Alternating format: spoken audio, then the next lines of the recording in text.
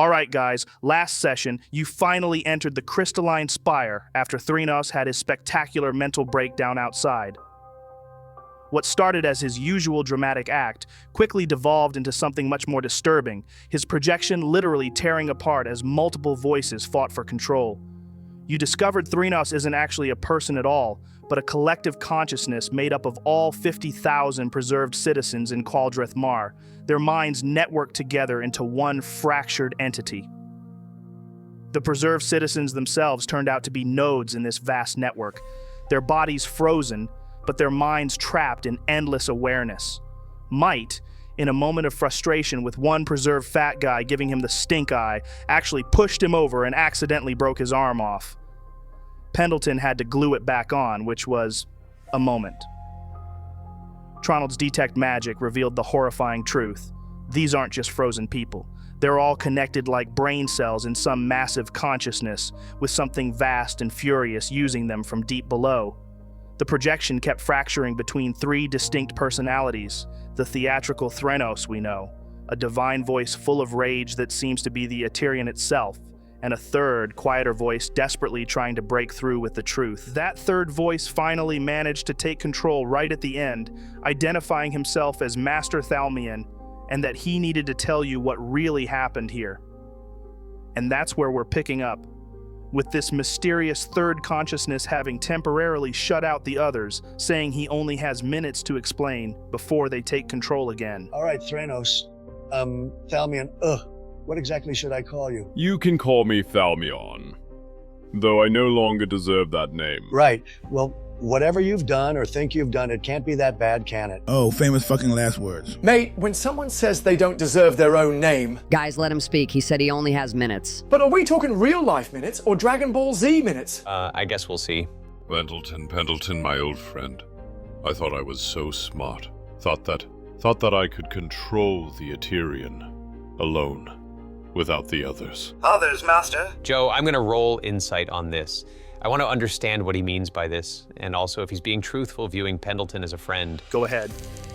That's an 8. You're too focused on the horrifying implications to read between the lines right now. Fair enough. So, Thalian continues speaking, all the time staring at Pendleton.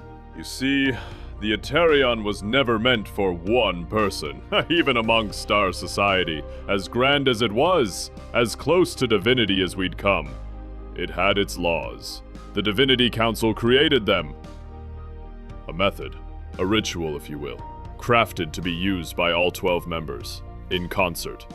The highest among us, those most in tune with the divine. It was a failsafe that required unanimous action.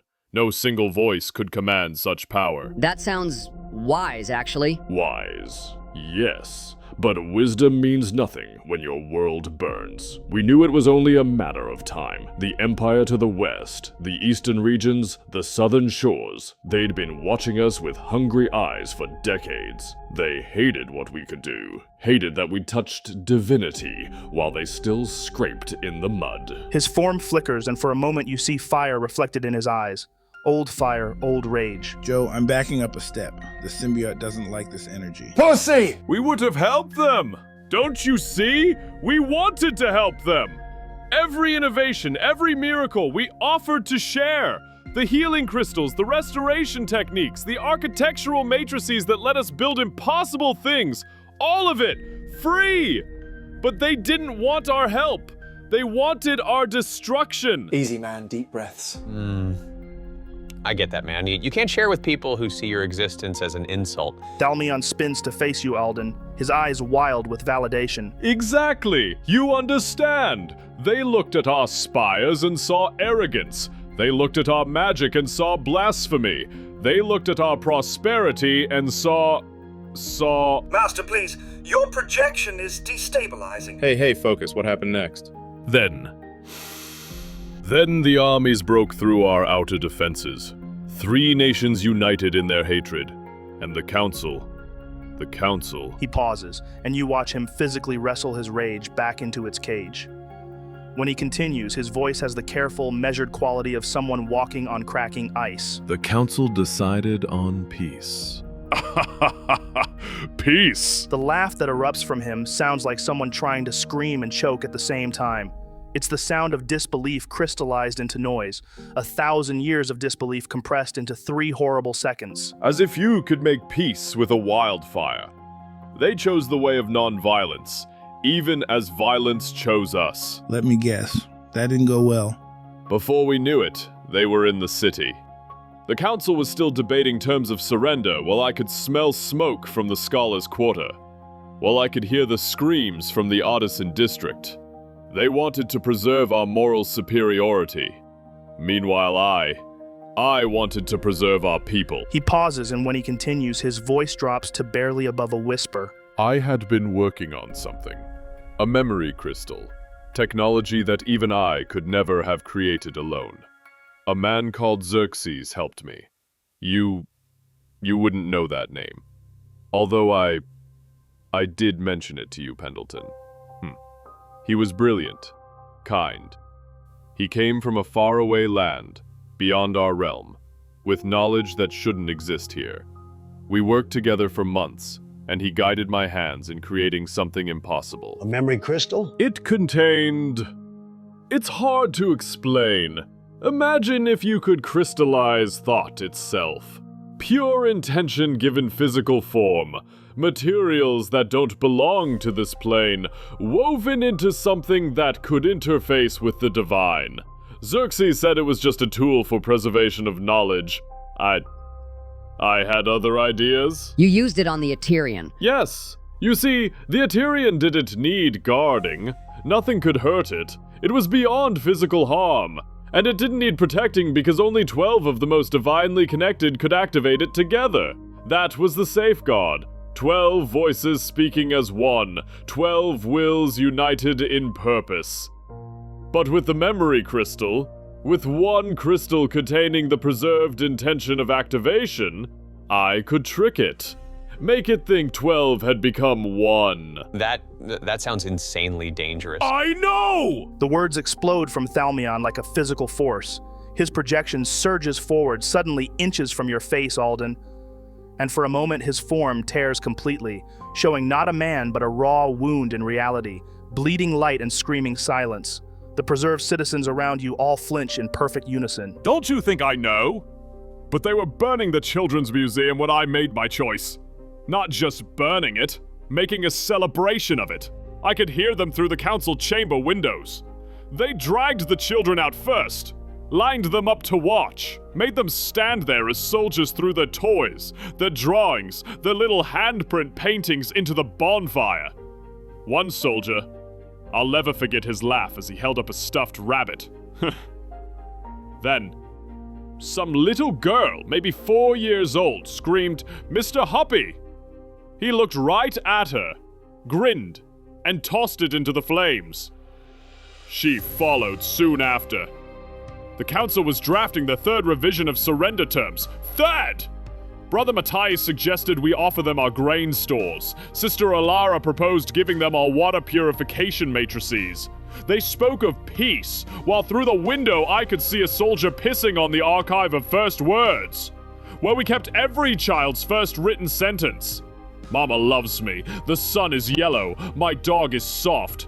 Thousands of them, centuries of them, soaked in piss and set ablaze while the council debated which honorific to use in their surrender letter. Fucking hell. That's disgusting. They weren't just killing us.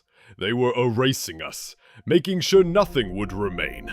I saw them force an old librarian to throw books into the fire. His life's work, his grandfather's work.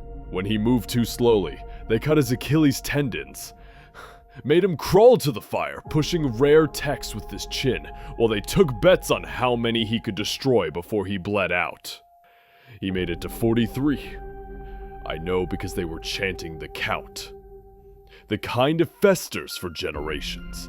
The kind that looks at your prosperity and sees theft. That looks at your knowledge and sees blasphemy. They didn't just want us dead. They wanted us to never have existed. And the council wanted to draft a 4th revision.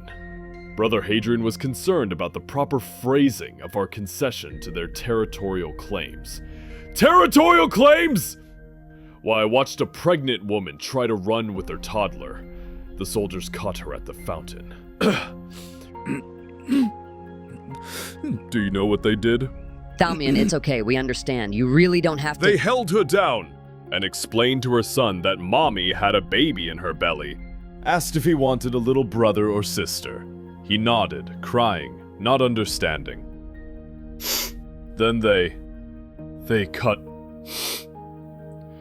showed him. The projection doubles over as if physically ill. Several of the preserved citizens nearby mirror the motion, their frozen faces somehow conveying fresh horror at ancient memories. The boy's scream broke something in me. Or maybe it fixed something. Clarified everything down to a single perfect thought. The council would debate until every child in the city had screamed like that. Until every mother had been opened like a fruit. Until every father had been made to watch. They would use words like regrettable and unfortunate, while our people were turned into meat for sport. And I knew where the Aterion waited. I knew what it could do. I knew what it would cost. And in that moment, listening to that child scream for a mother who was now in 2 pieces, I decided the cost was acceptable. Fucking gods. Joe, I'm actually gonna be sick. Like in real life. This is... Do you need a break? No, fuck, man. This is brutal. Joe, at this point, Saxi's holding Celestia. Yeah, I can't listen to this. Joe, why this level of detail? Because this is war. Real war. Not heroic charges and noble defeats. This is what happens when civilization breaks down. When one group decides another group shouldn't exist. Fuck me, that's dark even for you. Joe, seriously, I've got kids, man. I can't. I know. That's the point. Thalian had to watch this happen to his people, and more importantly, he had to make a choice while it was happening. Not in some clean philosophical vacuum, but while children were screaming, and mothers were being, well, while this was happening. But did we need that much detail, the pregnant woman thing? You guys wanted to understand why someone would damn 50,000 souls. This is why. This is the exact moment his sanity snapped. I get it, but still, I feel sick. Like actually physically ill. We can tone it down, but you need to understand what broke him because... No, keep going. It's fucked up, but we need to hear it. He needs to say it. Raarh, what the fuck, man? Have some compassion. Look, I'm not saying I like it, but this is the story, isn't it? This is what actually happened. Sanitizing it would be worse somehow. Guys, if you're not comfortable with this level of detail, we can pull back. We can imply rather than describe. I don't want anyone actually feeling sick at the table. No, it's fine, Joe. Like Raarh said, it's the truth of what happened. It took me by surprise, that's all. Yeah, I mean, I bet we've all dealt with horror before. Body horror, cosmic horror, but this is different because it's so human. That's the fucked up part. A beholder disintegrating someone is just monster stuff. But this deliberate, thought-out cruelty... It's the psychological torture on top of the physical. Making a child watch. That's not about winning a war. That's about breaking people. And it worked. It broke Thalian completely. Exactly. And that's why I included it, because you need to understand, Thalian wasn't facing orcs or demons or mindless undead. He was facing people who chose to be this cruel, who found joy in it. All right, let's continue. The projection lets out a bitter laugh that sounds like glass breaking. You can see cracks spreading across Thalian's illusory form, divine light bleeding through like pus from an infected wound. When he speaks again, his voice wavers between exhausted confession and manic energy. Yes, invoke your gods, for I invoked mine, and they answered. Oh, how they answered. Joe, I stand up with the help of Saxi, wiping my mouth. What do you mean they answered? That boy, he's preserved here somewhere, still screaming, still seeing his mother's... Forever 4 years old, forever in that moment of perfect horror. Because I saved him, saved them all. Locked them in their final seconds because I couldn't bear to let those seconds end in death. No. You preserved them in their trauma? The arrogance of it. The spectacular, damnable arrogance of thinking I could make that choice for 50,000 souls. Joe, can I roll something? Intelligence? History? Something to understand the magnitude of what he's saying. Give me an Arcana check. That's a 16? Tronald, you understand the horrific implication. Time magic doesn't just freeze the body. It freezes everything. Every sensation, every emotion, every thought. If you're preserved mid-scream, you scream forever. Oh, fuck. Guys, every single preserved person is stuck in their worst moment. What? So the fucking fat guy who was glaring at me, what was he stuck seeing? Not sure that's of importance right now, man. I ran to the heart chamber. The Eterion waited there. Beautiful, terrible, older than our city, older than memory. A sphere of crystallized starlight that hurt to perceive. It sang with power meant for 12 minds to share. And I pressed my little crystal against it, spoke the activation phrase, performed the gesture, alone. So, what happened? What happened after that? Power. Expand. All the power that ever was or ever could be, flooding through one fragile mortal mind. It was like trying to hold an ocean in a teacup. No, like becoming the ocean while still remembering what it was to be a teacup. The Eterion tried to find the other 11. When it found only me, it adapted. Adapted how? Thalmian's form shudders, and when he speaks again, laughter spills out. But it's the kind of laugh that makes your skin crawl. There's no humor in it, no joy, just the broken sound of someone who's seen the cosmic joke and found it wasn't funny. It's the laugh of a man who became a god and discovered divinity was just another word for damnation. Yeah, I feel it, man. I know what it's like to be a god. Oh, shut the fuck up, Raarh. It stretched me, pulled my consciousness in 12 directions at once, made me more than I was, less than I should be. Everything I was, am, could be, all happening at once. He takes a deep breath, thinks for a few moments, and then continues. And in that moment of infinite possibility, I had to make a choice. The armies were in the city. Our people were dying. I could feel every death through the Eterion's awareness, every last breath, every final thought. And you chose preservation. I chose salvation! Or what I thought was salvation. The Eterion showed me what it could do.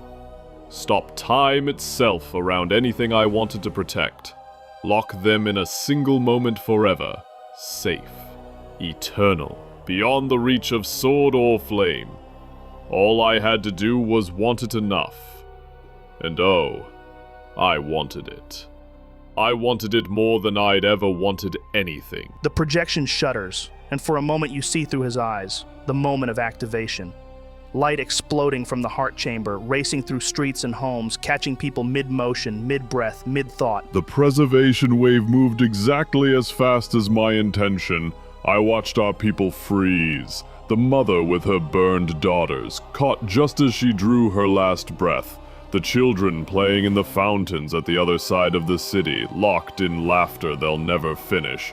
The soldiers at the barricades, weapons half raised against enemies they'll never strike. Safe. All of them safe. You saved them, Master. You saved them all. The words hang in the air like a struck bell. For a moment, Thalmian goes completely still. Not the stillness of peace, but the terrible pause before an avalanche. His projection flickers rapidly between solid and translucent. And when he turns to face Pendleton, it's with the slow, deliberate movement of someone fighting to control overwhelming rage. Saved them? I damned them! Damned them all! The preservation caught them in their final moment and holds them there eternally! The mother I swore to help, she's still burning! Has been for 1,000 years! The preservation caught her nerves mid-scream. She feels her daughter's flesh charring in her arms every second of every day forever! Joe, I have my hand over my mouth in horror. Even I look a bit shaken, Joe. And by shaken, I mean fucking furious. Man, my blood is boiling so fucking much right now. I just want to find the people who did this and slice them up. The preserved citizens seem to respond to your rage, Raarh. Their frozen eyes track towards you, and for just a moment, you swear you see recognition there. The shared fury of the wronged, the violated, the destroyed. The walls pulse faster, as if the entire spire is feeding off your anger. Thalian's projection solidifies slightly, drawing strength from someone still alive, finally understanding the primal need for vengeance that drove him to damnation. But that wasn't enough for me. Oh no. It had plenty of power to spare. And the Etarian? It was just as furious as me. It whispered to me, not in words, but in possibilities. The threat remains. It said, our people are preserved. But the armies still exist. They'll wait. They'll find a way. Unless you remove the threat permanently. Thalian's head dips in what might be a nod, or might be his neck finally giving way under the weight of memory. It's a broken movement, like a marionette with half its strings cut. The Etarian drew on every preserved soul, used their locked life force as fuel. 50,000 citizens became a battery, and I was the conduit. It asked if I wanted to protect them forever. I said yes. It asked if I would do anything. I said yes. It asked if I would become anything. And I said yes. Right. I just want to put it out there. He definitely meant Dragon Ball Z minutes. Shh, not now, man. For one perfect, horrible moment, I became something else. Not a man. Not a mage. A living star. The cavern filled with light, hotter than any sun. And through the Etarian's expanded awareness, I felt every single enemy soldier die. 20,000 of them, vaporized in an instant that lasted forever. I experienced each death in perfect detail. Every final thought, every last regret, cried out as atoms scattered. It was the most beautiful thing I had ever experienced. The most beautiful thing you ever experienced? I get it, man. When Thalian speaks again, his voice has the quality of a man describing a religious experience. Soft, reverent, and completely disconnected from the horror of what he's saying. His projection stops flickering, becoming almost solid in its certainty, and a small smile plays at the corners of his ruined mouth. Beautiful. Yes. For that one moment, I was divine retribution incarnate, justice given form. Every soldier who'd laughed while throwing toys into flames, every monster who'd cut tendons and opened mothers like fruit, gone, erased. The same light that preserved my people unmade their tormentors. Perfect symmetry, perfect horror, perfect beauty. And in that moment of absolute power, absolute horror, I shattered. One mind couldn't hold what I'd become, so I became many. Every preserved citizen's consciousness flooded into mine. 70,000 voices screaming in confusion, terror, pain, all of them asking why. All of them trying to understand what I'd done to them. And somewhere in that chaos, as my identity dissolved into theirs, the Etarian laughed. It had its revenge for my arrogance. I wanted to use alone what was meant for 12? Fine. Now I was 50,000, Never alone, never quiet, never myself again. For now, I am become death, destroyer of worlds. He pauses, and when he continues, his voice takes on a different quality. Older, more broken, like someone reciting names from a memorial. But you ought to know the cruelest joke. Through the Eterian's awareness, in that instant of annihilation, I knew them all. Every single soul I erased. The network didn't just show me their deaths, it showed me their lives, their hopes, their fears, who they were before they became monsters at our gates. Or who some of them never stopped being. All of them? A boy, maybe 16, was writing home. Dear mother, the cavern is beautiful. When this is over, I'll bring you a crystal for your garden. I felt the quill vaporize in his hand. Felt him try to shield his eyes. Felt him whisper mama as he became light. There was a cook who'd been pressed into service, thinking of his daughter's wedding he'd never see. A medic who'd joined to help people turn to ash while reaching for his supplies. Translators, stable boys, men who'd joined for coin because their farms had failed. All of them reduced to nothing, while I felt their souls tear apart. So, they weren't all monsters. When are they ever? Didn't change what needed to be done, though, did it? The ones who laughed at the museum. Who made sport of suffering, they died thinking of their next cruelty. But most were just men following orders. Boys who'd been told we were demons. Farmers convinced we'd poisoned their fields with our magic. They died afraid and confused, calling for mothers, lovers, gods who couldn't save them from becoming light. And I carry every single one. Their final moments are carved into whatever's left of my soul. The projection collapses to his knees. The preserved citizens mirror the motion, all of them kneeling in perfect synchronization. Wait, hold on. After you destroyed the armies, why didn't you just unfreeze everyone? Let them live again? Yeah, threat's gone, danger's over. Why keep them frozen? You think I didn't try?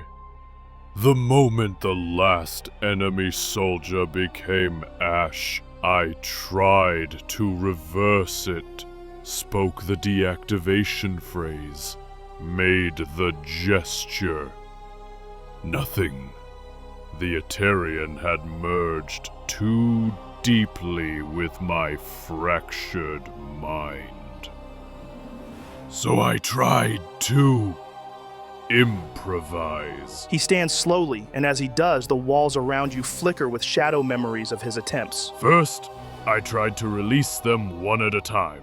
Started with a child, a little girl holding a spinning top. I focused all my will, all my power, on freeing just her. The preservation cracked around her like an eggshell. She gasped, blinked, took a single breath, and aged. 50 years in 3 seconds.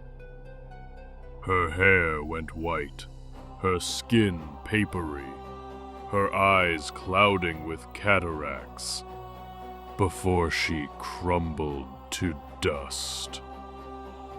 The preservation had stopped time, but time had still passed. Without its protection, the years collected their due instantly. Oh, gods. So I tried the opposite. Release them all at once. Maybe the shock would. But when I began to lift the preservation from everyone, I felt it. 50,000 hearts trying to beat after 1,000 years of stillness. The first 100 started. Lub-dub, lub-dub, and exploded in their chests. The muscle tissue had crystallized. One beat was all it took to turn their hearts to bloody diamonds, shredding them from the inside. Ugh, Thalian, we don't need to— I stopped after the 100th heart burst. Tried a different approach. What if I gave them new bodies? I used the Eterion's power to craft perfect vessels, young, healthy, untouched by time. Tried to transfer a merchant's consciousness into one. His mind moved, but Imagine pouring wine from a bottle that's been frozen for a millennium. His thoughts shattered on contact with the new brain. He screamed in 17 different voices, each a fragment of who he'd been, before the new body rejected the ancient mind and liquefied. Then I thought, what if I de-aged them while they were still preserved, reversed the temporal damage before releasing them? I tried it on a guard, watched the years peel away from his frozen form. 90, 50, 30, 20. But I couldn't stop it. He went younger and younger. Teenager, child, infant, embryo, nothing. I erased him, trying to save him. His wife stood 3 feet away, frozen mid-reach toward where he'd been, forever grasping at empty air. All right, man, we get it, honestly. No! You need to understand. I tried healing them while preserved, but the healing magic treated their frozen state as their natural form. Tried to heal them back to crystalline perfection when I damaged the preservation. I tried transferring just their memories to new minds. I tried partial unfreezing, just their minds, not their bodies. They went mad in minutes, conscious but unable to move, unable to die, able only to think and think and think. I even tried... Gods forgive me. I tried selective preservation, keep their bodies frozen but let their souls pass on. Do you know what happened? Their souls tried to leave but couldn't. The preservation held them like flies in amber, stretching their spirits between life and death until they snapped back like rubber bands. The psychic screaming lasted for days. Some of them are still screaming deep in their frozen minds from when I tried to mercy kill their souls. The projection collapses again, clutching his head. My last attempt was the worst. I thought if I could give them my power, make them all like me, conscious within the network. But mortals weren't meant for that kind of awareness. The first man I tried it on experienced all 50,000 perspectives at once. He saw through every eye, felt every pain, knew every thought. He lasted 8 seconds before his mind simply stopped. Not died, stopped.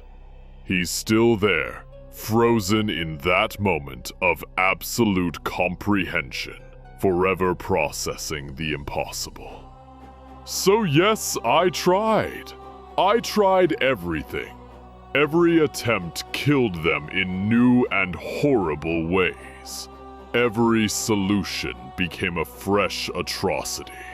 Until finally, in my panic, in my desperation, I reinforced the preservation. Made it stronger. Permanent. Because at least frozen, they weren't actively dying in front of me. At least frozen, I couldn't make it worse. But I was wrong about that too. There's always a way to make it worse. The strengthened preservation doesn't just hold them in time. It holds them in experience. That mother burning. When I reinforced the spell, I accidentally made her flames eternal. They can never consume her, never finish their work.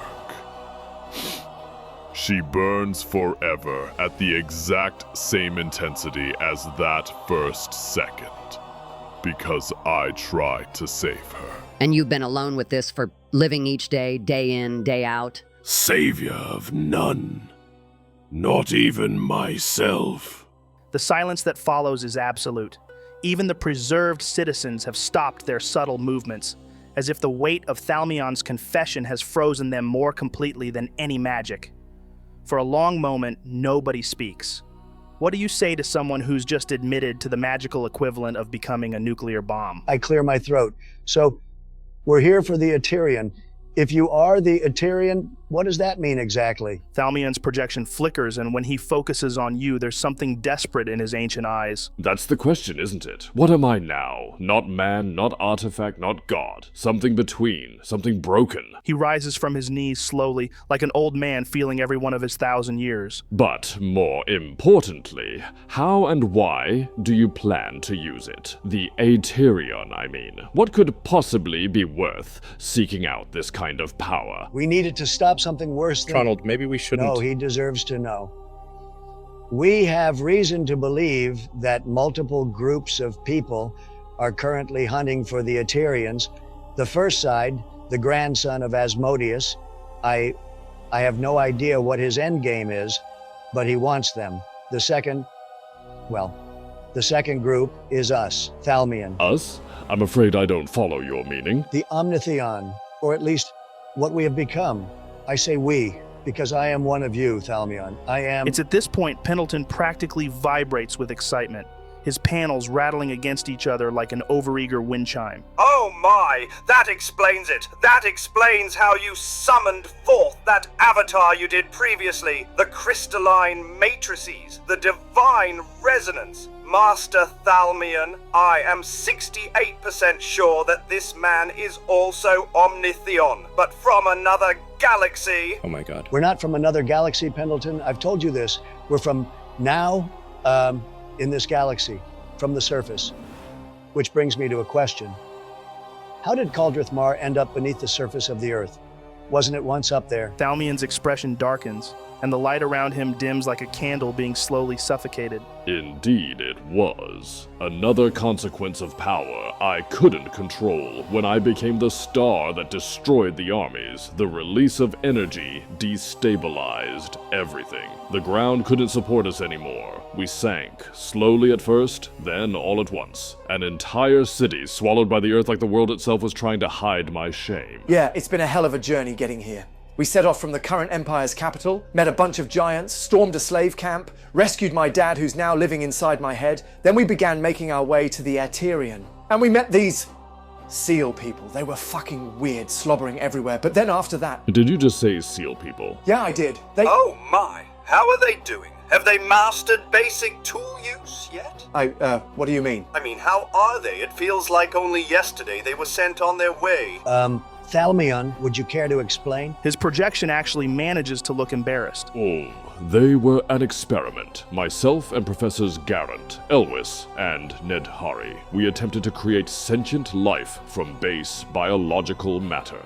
Proof that mortals could shape consciousness as the gods do. Well, you managed it all right. I'm aware. They were not what we had hoped for. Harmless, yes. But they possess no curiosity, no drive beyond worship. They would prostrate themselves before us, drooling, proclaiming our divinity. No capacity for growth or independent thought. We held a conclave. 3 days of debate about whether beings we created deserved a place in our society.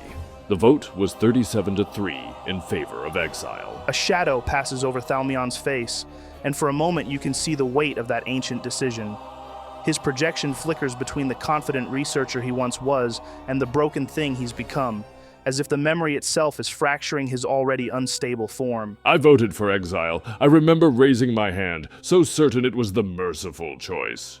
They weren't truly alive, I told myself, just biological automatons mimicking consciousness. But Ned Hari, he couldn't bear it. Said we were abandoning our children because they weren't clever enough. The night before the exile, he came to my laboratory. Would you abandon your own child if they were simple? He asked. I had no answer. The next morning, he was gone. 800 seal creatures and their creator, walking into the wasteland to build something better. I think we might have met him, or at least stumbled upon his corpse. Tronald found... I don't think we need to... Who am I kidding? Fine. Yeah, I think we found him. The seal creatures themselves were rabid. They attacked us, and we had to defend ourselves.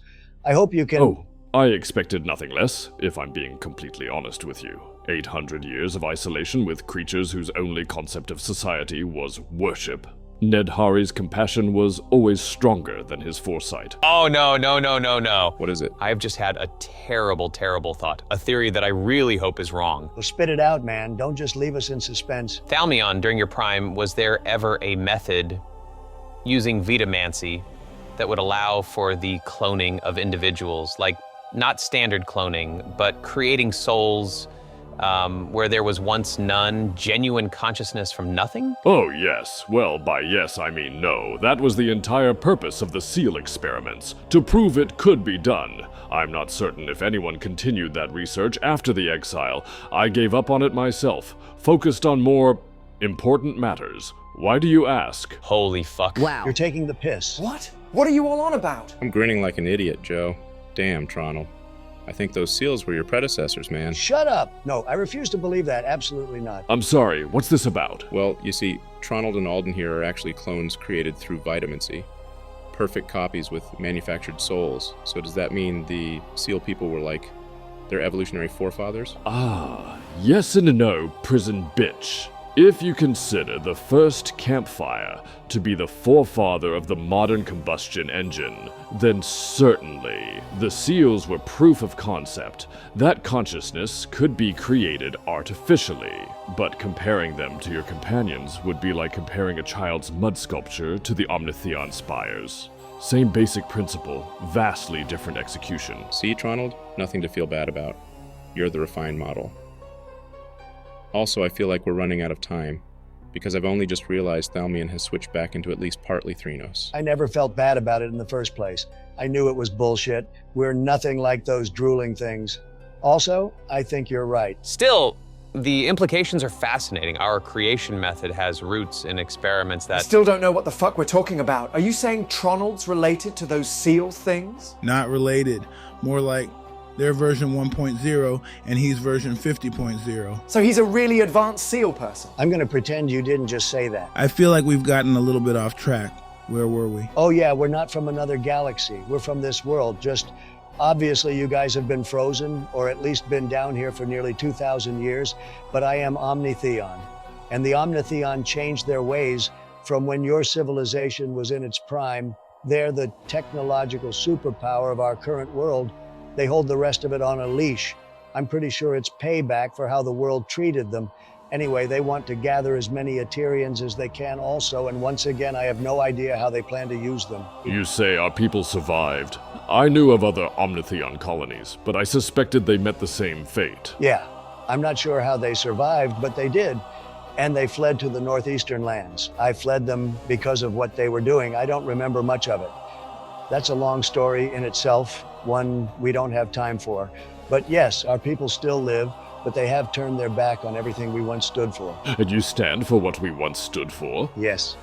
I very much doubt that. Tell the truth. Yeah, nah, we're not about that mushy, peace-loving life. We're fighters, the lot of us.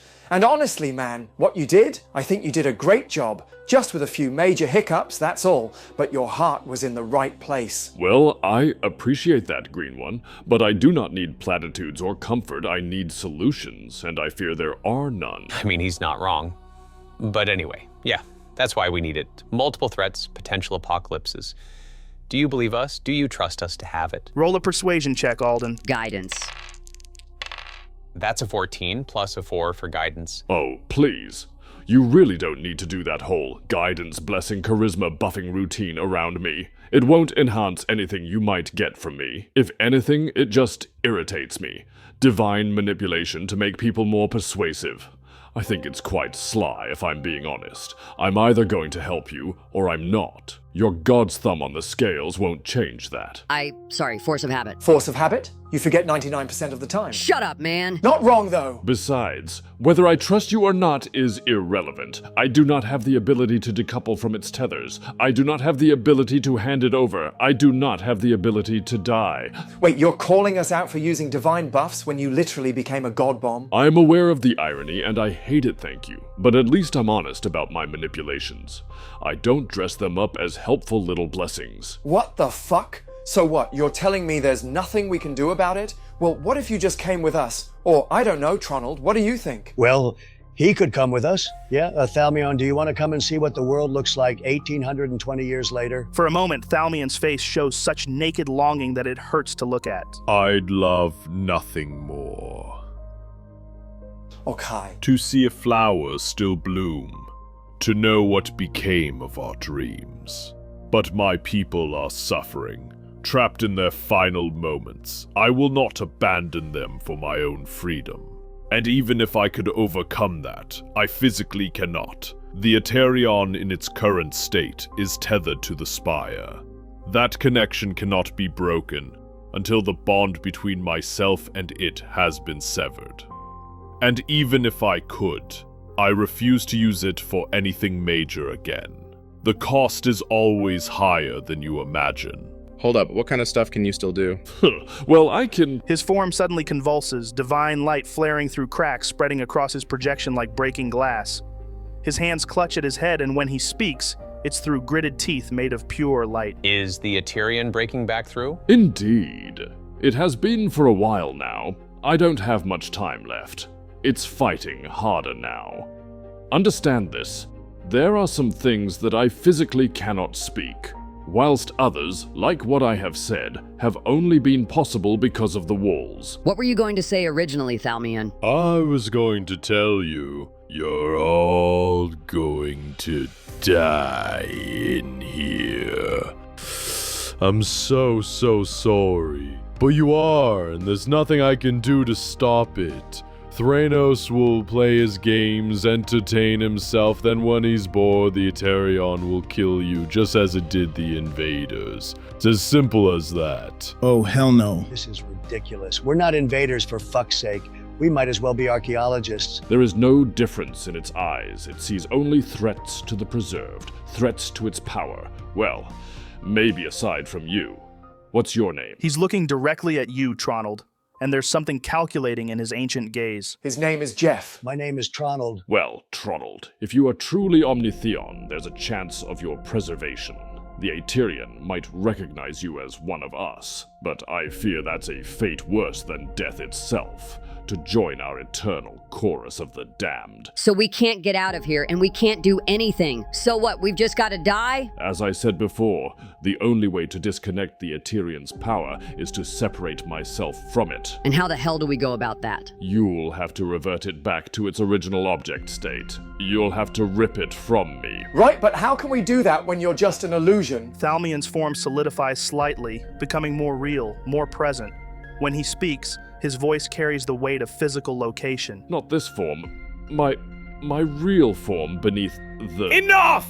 The voice that tears through Thalian's throat isn't his, but you recognize who it belongs to, the Aterion, and it's broken through. Find me beneath. Stop it! You've told them too much! The heart chamber. My body is... The form doesn't just break apart, it detonates. 3 consciousnesses rip free from each other with the sound of reality's femur snapping.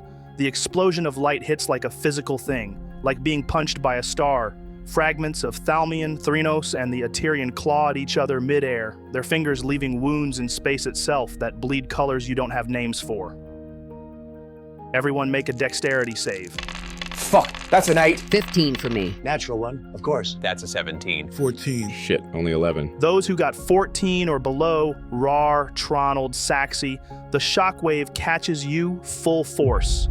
Take 5 radiant damage as divine light scours your skin and you're blasted backward 10 feet, landing prone. Tronald, with your natural one, you don't just fall, you cartwheel through the air and slam into a preserved citizen who doesn't budge but definitely judges you with their frozen eyes. In that final instant before the projection collapses entirely, you see Thalian's face. Just his, free from the others. His lips move desperately, shaping words that the cacophony swallows. But Celestia, Alden, Mite, those of you still standing, you can just make out what he's trying to say. The memory shard. Find the memory shard. Holy fuck. And that's where we're gonna wrap up this session. See you later, guys.